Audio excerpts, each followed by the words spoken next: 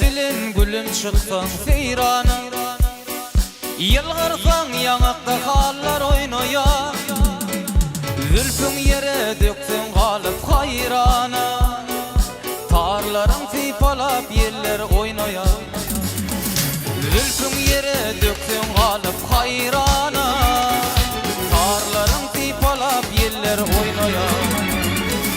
Yürüsün gurbağdan tavuk dik dolu, bevul yere bak ya senin o yolu.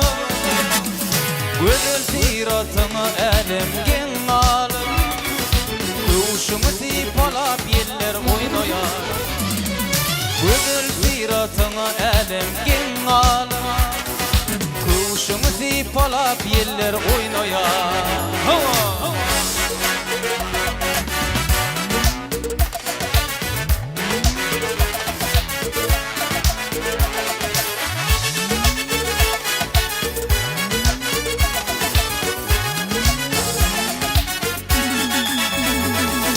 Gözülüm seyledip çıksan kenarı, kabak aşağından seyredip yarı, seni görüp ilim kalar hayranı, siratın vatbedip diller oynoya.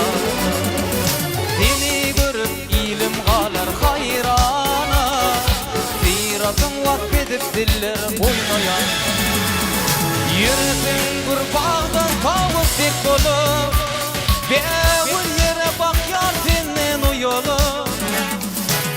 Güzel siratını elimgen alıp, kuşumu sipalap güller oynoya.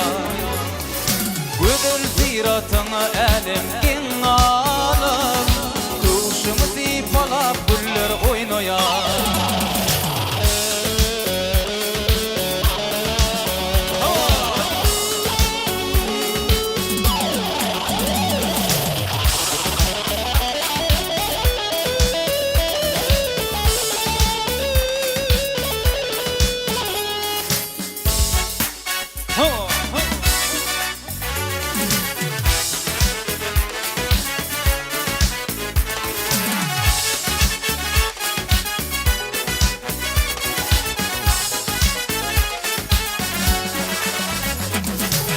Kitap vakfını yetirmez dolu, ömürlük iş bana bir yanak yar.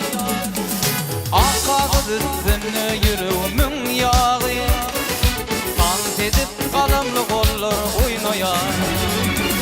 Akağız üstüne yüreğimin yağı, dans edip kalamlı kollar oynoya.